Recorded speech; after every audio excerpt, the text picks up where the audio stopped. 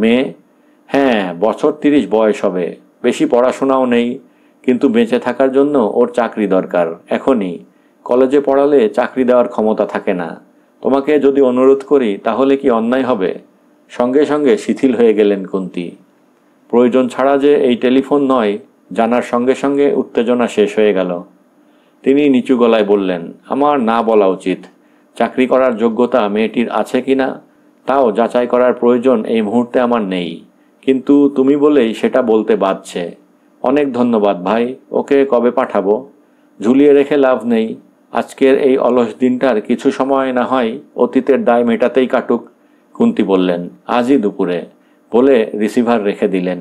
তার মন মেজাজ আরও খারাপ হয়ে যাচ্ছিল। 10টা নাগাদ দ্বিতীয় টেলিফোন এলো। কেমন আছো? কুন্তী কথা না বলে রিসিভার কানে ঠেকিয়ে চুপচাপ শুয়ে রইলেন। ওপাশে কিছুক্ষণ অপেক্ষা, তারপর দ্বিতীয় প্রশ্ন। কথা বলতে ইচ্ছে না করলে রিসিভার নামিয়ে রাখতে পারো। আমি ভাবতে চেষ্টা করছিলাম অজস্র কণ্ঠস্বরের থেকে তোমারটা কত আলাদা। হ্যাঁ বলো। ভালো নেই, একদম ভালো নেই। কেন? উত্তরটা বোকার মতো শোনাবে। তোমার বউ কোথায়? পাশের ঘরে। ওকে নিয়ে চলে এসো এখানে। রিসিভার নামিয়ে রাখলেন কুন্তী এবং তারপরেই আবার ডায়াল করলেন। বেছে বেছে আরও 3জন পুরুষকে আমন্ত্রণ জানালেন সস্ত্রীক তার ফ্ল্যাটে আসতে। শেষ পর্যন্ত আয়নার সামনে বসে বিন্তিকে ডাকলেন, আজ একটু বেহিসাবি হব, তুমি বাজারে যাও, ইলিশ মাছ নিয়ে এসো। ইলিশে বিন্তির চোখ বড় হলো। এতদিনে সে জেনেছে ইলিশ শরীরের কিছুই উপকার করে না। তুমি ইলিশ খাবে? হ্যাঁ, একদিন না হয় খেলাম। অনেকটা আনবে, আরও 8জন খাবে। মাথাপিছু 4-5 পিস পেটি দেখে নেবে, আর খিচুড়ি বানাবে। খিচুড়ি?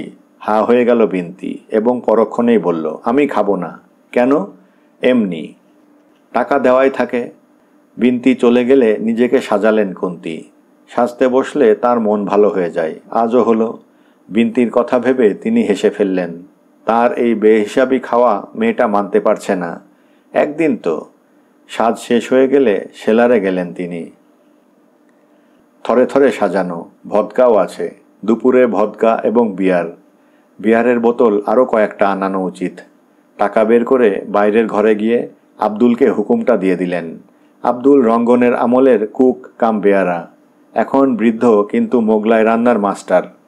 কিন্তু এ বাড়িতে আজকাল ওকে রাঁধতে হয় না।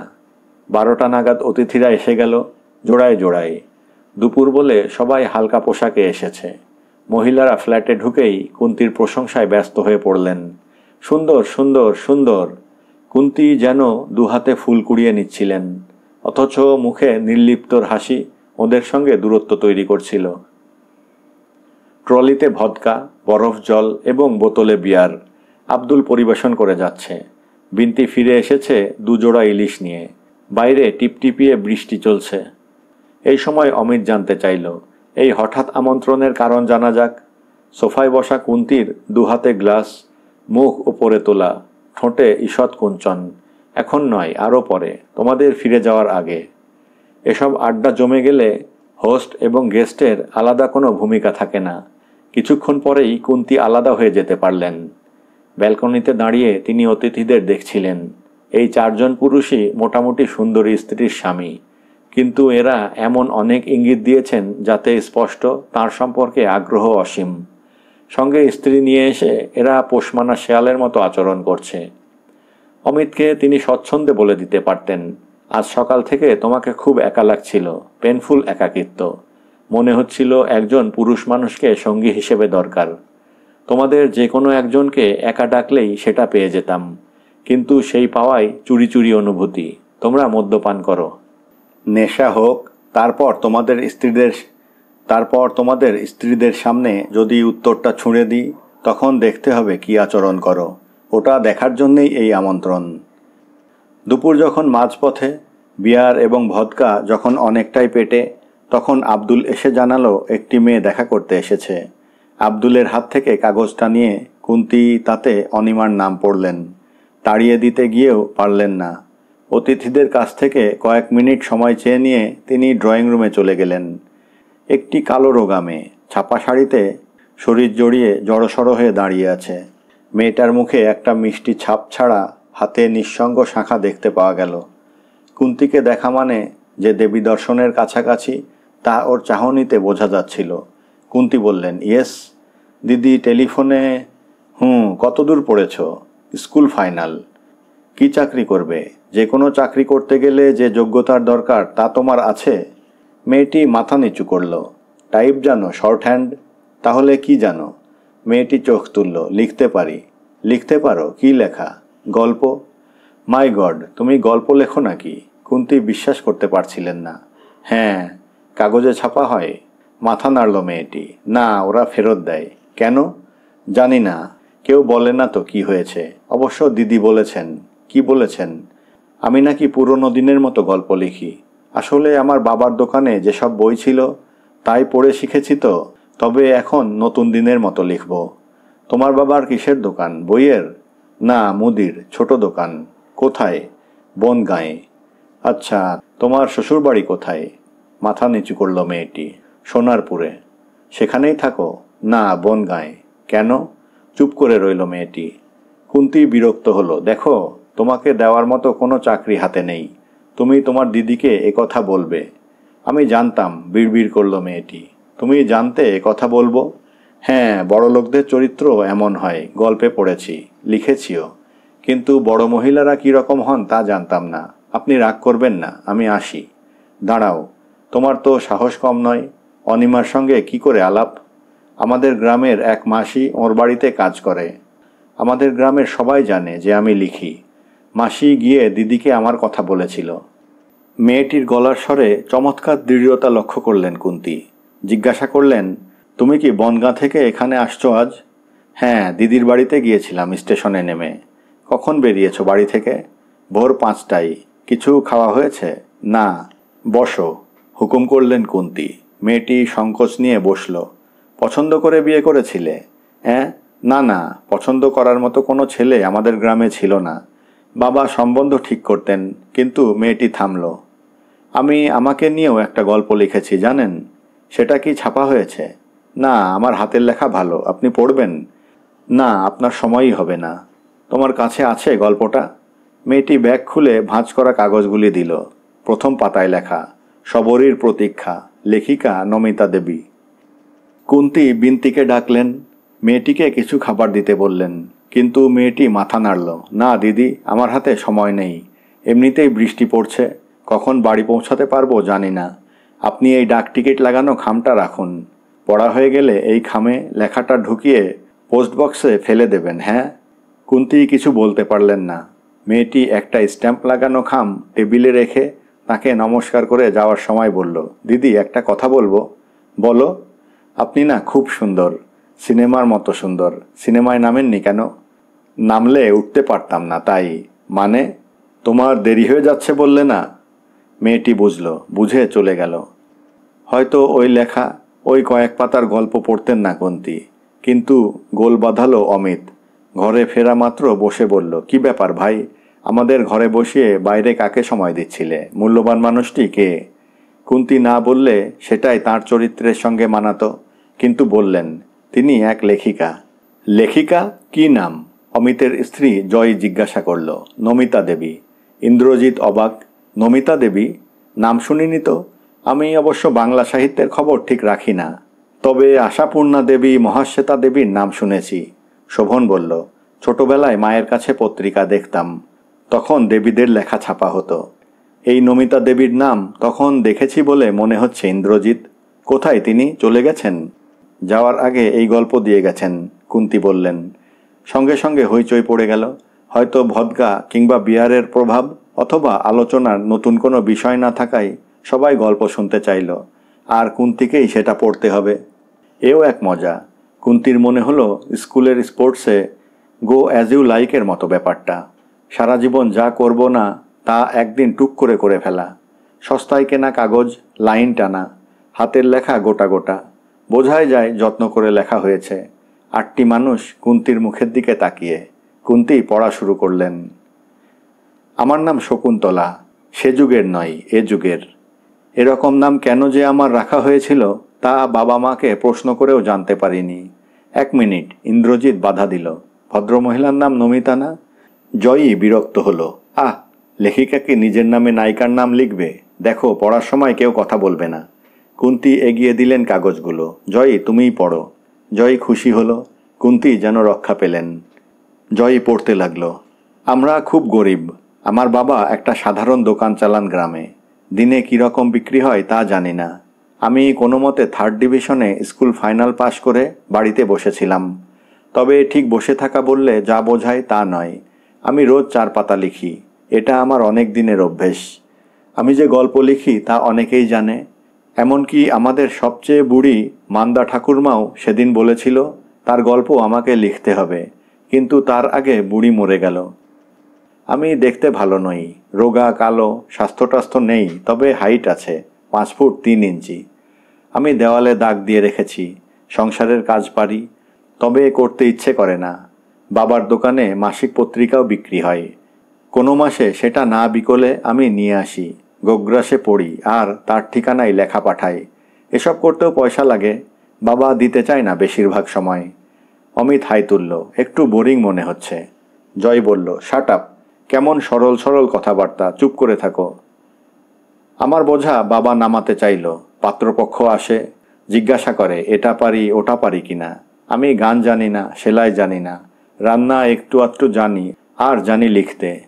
অনুরূপা দেবী না, নিরুপমা দেবীর মতো শকুন্তলা দেবীরও একদিন নাম হবে বলে আমার বিশ্বাস। আর লিখতে জানি শুনলেই পাত্রপক্ষের মুখ কেমন হয়ে যেত। তারা অদ্ভুত চোখে তাকাতেন, ফিরে গিয়ে আর সাড়া দিতেন না। শেষ পর্যন্ত বাবা আমাকে শাসালেন, কাউকে বলা চলবে না আমি লিখি, যেন লিখতে পারাটা পাপ। বাঙালি মেয়ের যেমন অনেক কিছু করা পাপ, তেমনি লেখাও। আর এই করতে করতে সোনারপুরের হরিপদ বিশ্বাসের সঙ্গে আমার বিয়ে হয়ে গেল। ছেলের বৌদি এসেছিল দেখতে, বিধবা বৌদি। বয়স 45 হবে শুনে মা বিশ্বাস করতে চায়নি। লম্বা চওড়া শরীর, একটুও টসকায়নি। আমার মা ওর চেয়ে বয়সে ছোট, কিন্তু বিশ্বাস হচ্ছিল না। ওর স্বামী মারা গেছে 15 বছর বয়সে। 16তে শাশুড়ির ছেলে হয়।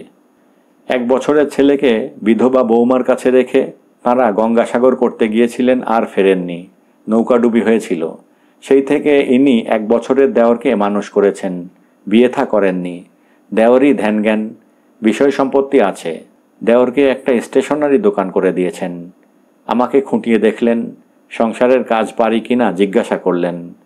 গান জানি না, সেলাই, নাচ জানি না, আঁকা, এসব প্রশ্ন না করে ফস করে জিজ্ঞাসা করলেন আমার ভেতরের জামার সাইজ কি। ভয়ে ভয়ে 32 বলতে তিনি মাকে বললেন, আপনার মেয়েকে আমার ভারী পছন্দ হয়েছে, ওকে যা করে নিয়ে যাব। বাবা যা পারলেন দিলেন। বর এলো বিয়ে করতে। স্বাস্থ্যবান যুবক, গায়ের রং কালো হলেও স্বভাব লাজুক। বাসর ঘরে একটিও কথা বললেন না। সবাই যখন বিশ্রাম নিতে গেল তখন সাহস করে জিজ্ঞাসা করলাম, একটা কথা বলবো? তিনি বললেন, ইচ্ছা হলে বলো। আমি না লিখি, মানে গল্প টল্প। বিয়ের পর লিখলে আপত্তি আছে? তিনি অদ্ভুত চোখে আমার দিকে তাকালেন। তারপর বললেন, সারা দিন রাত বসে থাকতে হবে। ঘরে বসে যা ইচ্ছে করতে পারো, তবে মাসে 10 টাকার বেশি হাত খরচ পাবে না, এইটা মনে রেখো। সেই রাত্রে ওই অবধি। কিন্তু আমার চেয়ে সুখী বোধ হয় পৃথিবীতে কোনো মেয়ে ছিল না। 10 টাকায় যত কাগজ পাওয়া যাবে তা তো সারা মাসে লিখে ফুরোবে না। শ্বশুর বাড়িতে এলাম। শ্বশুর শাশুড়ি নেই, বৌদি সব। ফুলশয্যার রাত্রে তিনি আমাকে বললেন, তোমাকে একটা কথা বলছি, হরিপদর শরীর ভালো নেই, ওকে বিরক্ত করবে না। মেয়ে হয়ে মানে বুঝতে পারবো না তা কি করে হয়? রাত্রে তিনি যখন শুতে এলেন তখন জিজ্ঞাসা করলাম, শরীরে কি হয়েছে? কি হবে আবার, কিচ্ছু হয়নি, ঘুমাও। সকালে উঠেই তিনি বেরিয়ে যেতেন দোকানে। দুপুরে খেতে এলে বৌদি যত্ন করে তাকে খাওয়াতেন। খেয়ে দিয়েই আবার দোকানে ছোটা। ফিরতে ফিরতে রাত 10টা। তখন স্নান শেষ করে রাতের খাওয়া খেয়ে নিয়েই সিগারেট খেতে বাইরে যেতেন। ফিরতেন কখন টের পেতাম না। এত ঘুম পেত যে জেগে থাকতে পারতাম না। বিয়ে হলো, শ্বশুরবাড়িতে এলাম, কিন্তু যেসব ঘটনা এই সময় ঘটে তার কিছুই আমার ক্ষেত্রে ঘটল না। দিরাগমনে গ্রামে ফিরে গেলে বন্ধুরা জিজ্ঞাসা করলে কি জবাব দেব? এখন আমি সকালে উঠি, ঘর গোছাই, বৌদির নির্দেশে রান্না করি, তারপর সারা দুপুর লিখি আর লিখি। দুপুরের পর বৌদি সেজেগুজে বেরিয়ে যান, তখন একা। আর এই সময় পাশের বাড়ির বউটা আসে আমার কাছে। আমি লিখেছি দেখে চোখ কপালে তোলে। আমার বিরক্ত লাগলেও কিছু বলি না। বউটা নানান কথা জানতে চায়, স্বামী আমাকে কী রকম আদর করে তাও। এসব ঘটনা ঘটেনি বলে দিয়েছিলাম। শুনে মুখ গম্ভীর করে বলেছিল, জানতাম। এসব চরিত্রের কথা আমি জানি। ঘর ভাঙতে এদের জুড়ি নেই। বঙ্কিমচন্দ্র, শরৎচন্দ্রও এদের বর্ণনা করেছেন। কিন্তু সেই রাত্রে মনে হলো স্বামীকে জিজ্ঞাসা করা দরকার, তার সত্যি হয়তো অসুখ আছে। অসুখটা কি? অসুখ থাকলে কেউ অত পরিশ্রম করতে পারে? তাহলে বউটাও বা বলবে কেন? জানতাম। রাত্রে স্বামী এলেন, খাওয়া দাওয়া হলো। বৌদি তাকে জানিয়ে দিলেন নিয়ম মানতে আগামীকাল আমাকে নিয়ে বনগাঁয়ে যেতে হবে দিরাগমনে। তবে পৌঁছে দিয়ে ফিরে এলেই হবে, রাত কাটাতে হবে না। স্বামী কিছু বললেন না। স্বামী সিগারেট খেতে বাইরে গিয়েছেন। আমি আজ কিছুতেই ঘুমাবো না। আধ ঘন্টা 1 ঘন্টা চলে গেল, রাত বাড়ছে, সব চুপচাপ। এখনও তিনি ফিরছেন না কেন? শেষ পর্যন্ত ওকে খুঁজতে বাইরে বের হলাম। লম্বা বারান্দা, পরিষ্কার উঠোন, উঠোনে চাঁদের আলো। তিনি নেই কোথাও। উঠোন পেরিয়ে দরজায় গেলাম। রাস্তা দেখা যাচ্ছে ছবির মতো। এরকম বর্ণনা আমার একটা গল্পে আছে। তাকে দেখতে পেলাম না। হঠাৎ আমার ভয় করতে লাগলো। কিছু হয়নি তো তার? মনে হলো বৌদিকে ব্যাপারটা জানাই।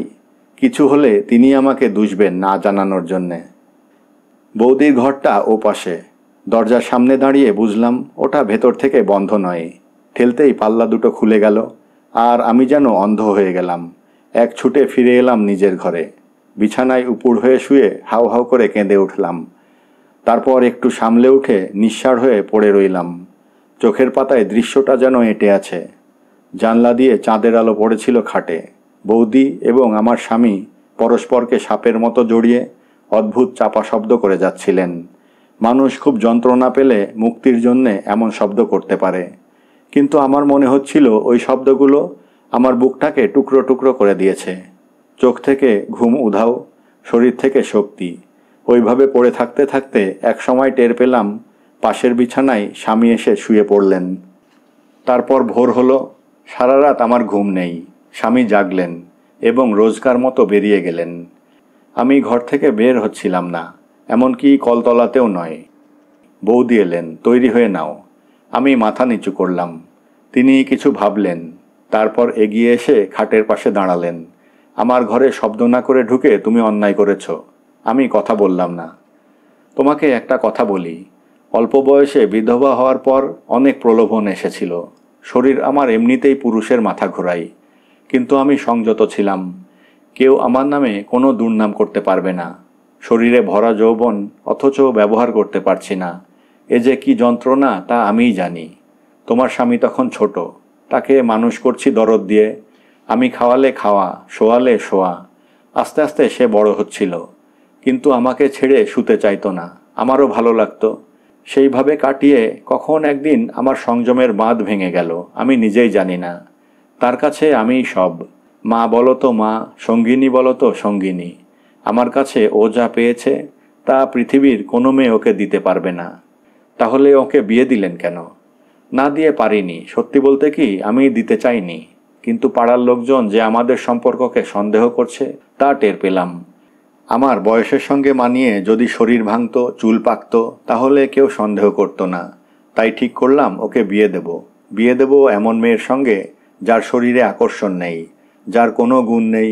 অনেক খোঁজ করে তোমাদের বাড়িতে গিয়েছিলাম। এমনিতেই তোমার বিয়ে হতো না। এখন এখানে এসে ভালোই তো আছো। এইভাবেই সারা জীবন থাকতে পারবে যদি ইচ্ছা করো।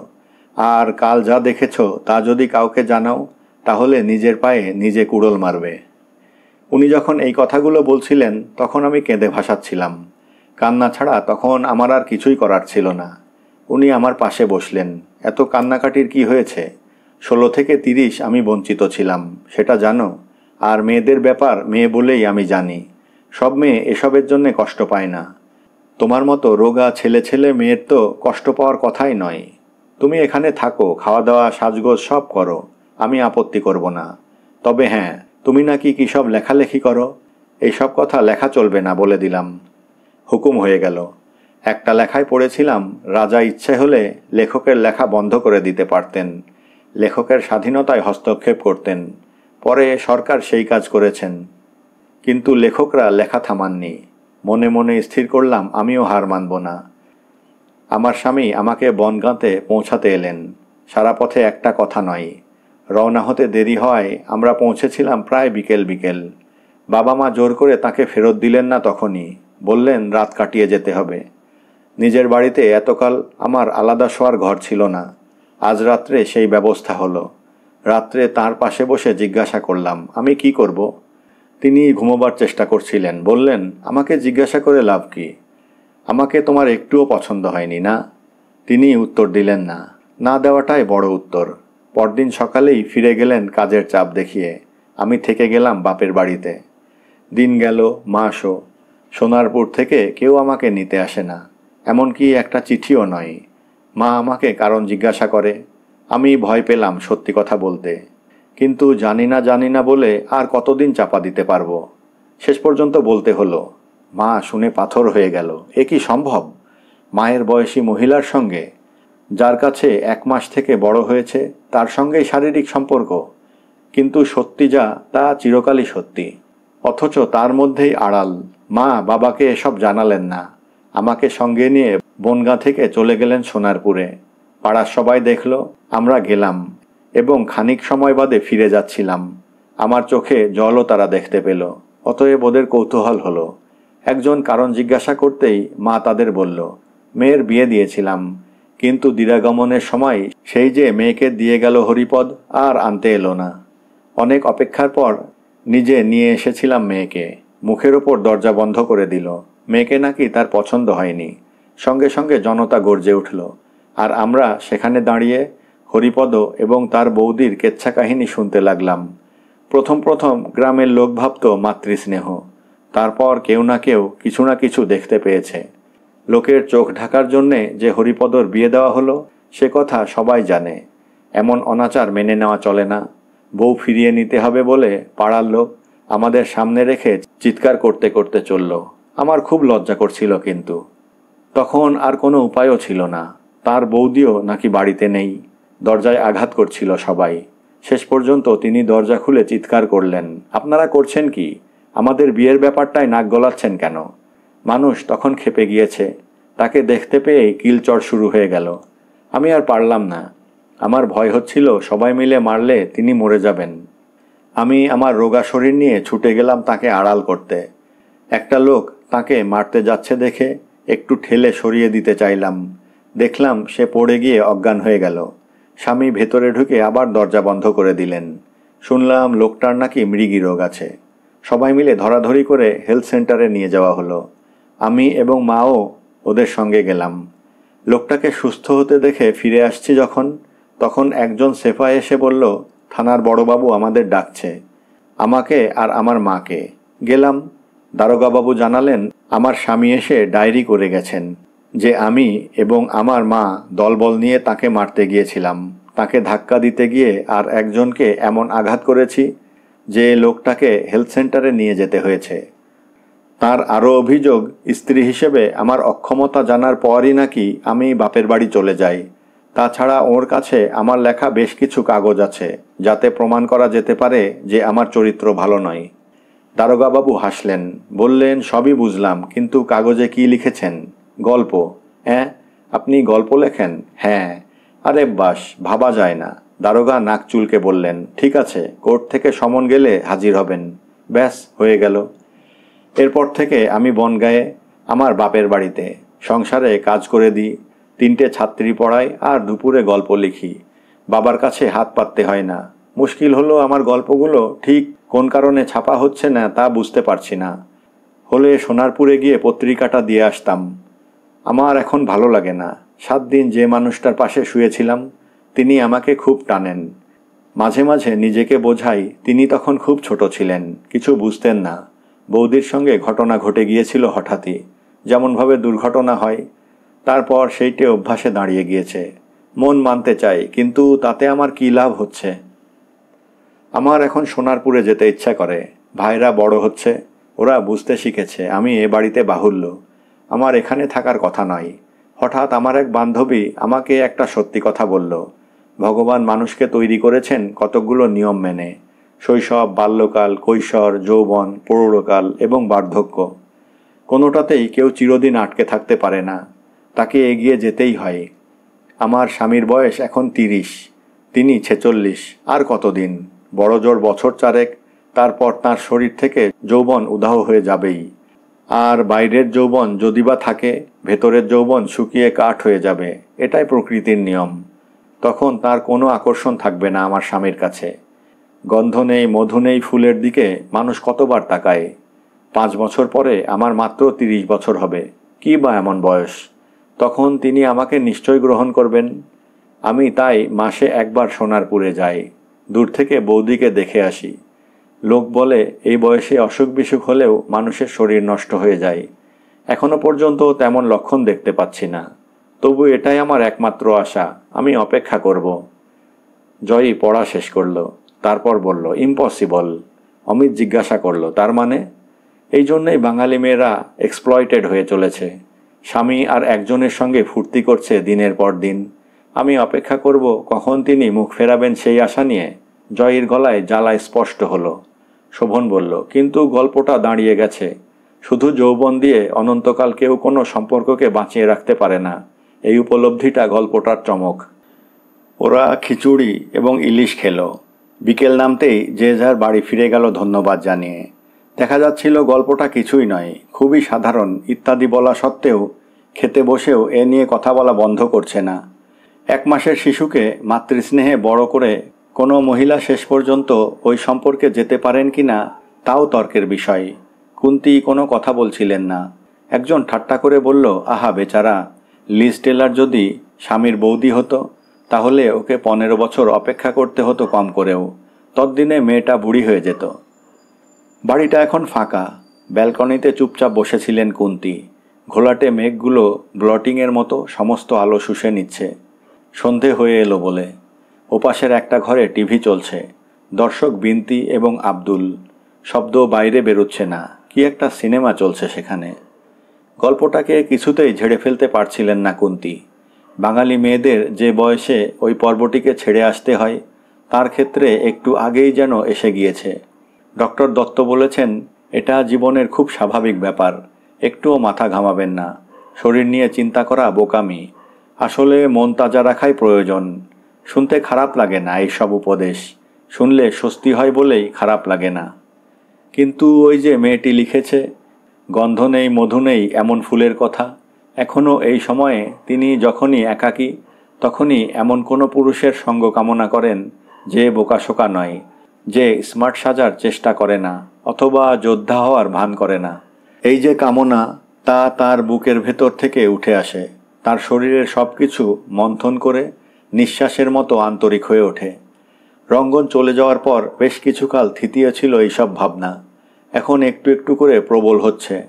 শেষ ঘন্টা বেজে যাওয়ার পর লোকে যেমন হুড়মুড়িয়ে ট্রেনের কামরায় উঠে পড়ে, ঠিক তেমন। শেষ ঘন্টা? তার শেষ ঘন্টা বেজে গেছে।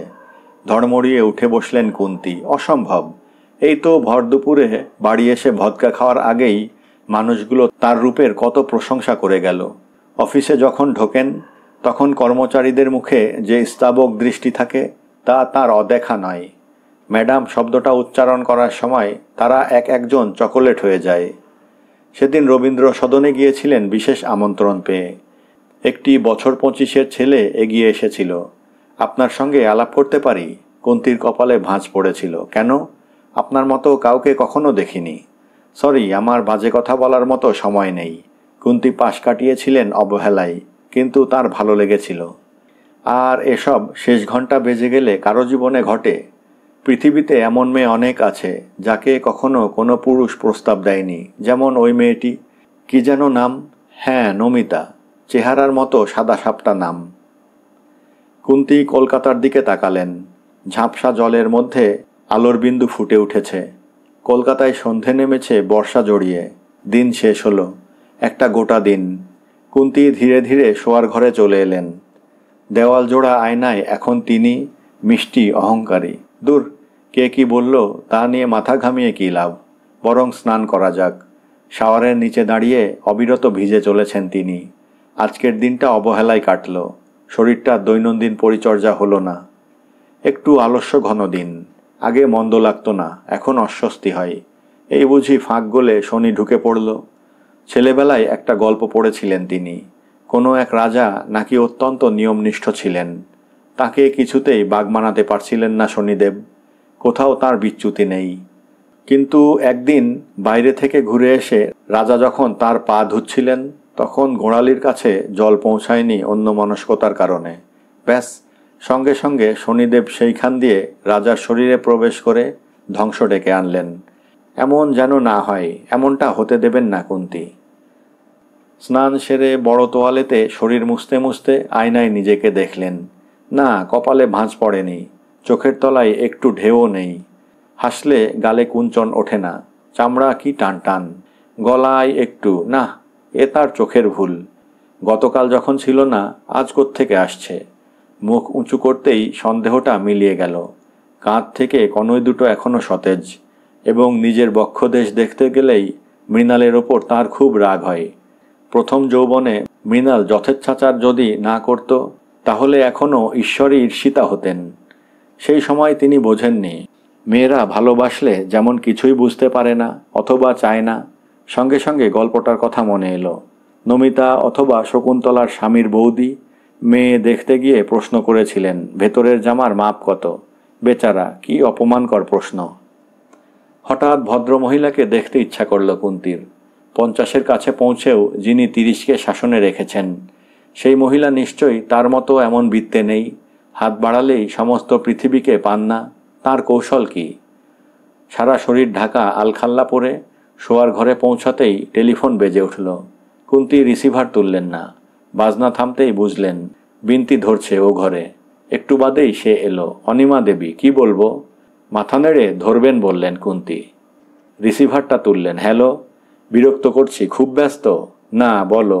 তোমাকে যে মেয়েটির কথা বলেছিলাম, সে কি আজ দেখা করেছে? এসেছিল। কখন? দুপুরে। তারপর? মানে কখন গেল? কেন বলো তো? আর বলো না। ওর খোঁজে বনগা, মানে যেখানে ও থাকে, সেখান থেকে ওর বাবা এসেছেন আমার কাছে। মেয়েকে নিয়ে এখনই সোনারপুরে যাবেন। অথচ কথা ছিল ও তোমার ওখান থেকে আমার কাছে ফিরে আসবে। তাহলে বনগায় ফিরে গেছে। এখন এরা যে কি করবে? অনিমা যেন সত্যিই বিব্রত। কুন্তীর খেয়াল হলো, সোনারপুরে যাবে কেন? ওর লেখা একটা গল্প দিয়ে গেছে আমায়। সেটা পড়ে তো মনে হয় না যাওয়া উচিত। আর শোনো, এই মেয়েকে দেওয়ার মতো কোনো চাকরি আমার হাতে নেই। তুমি কিছু মনে করো না। ও ব্যাড লাক, তোমাকে বিরক্ত করেছি বলে খারাপ লাগছে। মেয়েটার কপালটাই মন্দ। ওর বাবা এসেছেন স্বামীর শেষকৃত্যে নিয়ে যেতে। হোয়াট? চিৎকার করে উঠলেন কুন্তী। আজ দুপুরেই ওরা খবর পেয়েছেন লোকটা নাকি ভোরে আত্মহত্যা করেছে, গলায় দড়ি দিয়ে। শেষকৃত্যে না গেলে সম্পত্তির ভাগ থেকে হয়তো বঞ্চিত হতে পারে। কিন্তু লোকটা আত্মহত্যা করতে গেল কেন? আমি জানি না। আচ্ছা, রাখছি। রিসিভার রেখে ধূপ করে বিছানায় বসে পড়লেন কুন্তী। তার ভিজে চুল এখন তোয়ালেতে জড়ানো। হঠাৎই সেই তোয়ালের হিম তার সমস্ত শরীরে ছড়িয়ে পড়ছিল। মেয়েটা এখন কার জন্যে, কিসের জন্যে অপেক্ষা করবে? যার সময় গেলে সে জিতে যাবে বলে ভেবেছিল, তার তো আজ ভোরেই সময় চলে গেল। কিন্তু ওর তো জেতা হলো না। এখন সেই মহিলা যাকে দেখতে ইচ্ছে করছিল একটু আগে, হঠাৎই যেন অনেক অন্ধকারে চলে গেলেন। আশ্চর্য, এদের কাউকেই তো তিনি চেনেন না। কুন্তী উঠে দাঁড়ালেন। হঠাৎই সমস্ত শরীর যেন নির্জল বলে মনে হচ্ছিল তার। জিভ, গলা, পেট, সর্বাঙ্গ। জল মানে চলাচল, জল মানে সরস। অনেক দূরের মহাকাশে যেসব গ্রহ জলহীন হয়ে ঘুরে বেড়ায়, তারা হিংসুটে চোখে পৃথিবীর দিকে তাকিয়ে থাকে। তৃষ্ণায় বুক জ্বলে জ্বলে খাক। কুন্তী প্রচণ্ড শক্তিতে বোতামে চাপ দিলেন। বিশাল ফ্ল্যাট কাঁপিয়ে বেল বাজছে। বিনতি ছুটে এলো দরজায়। কুন্তী বলতে পারলেন, জল দাও। ধন্যবাদ।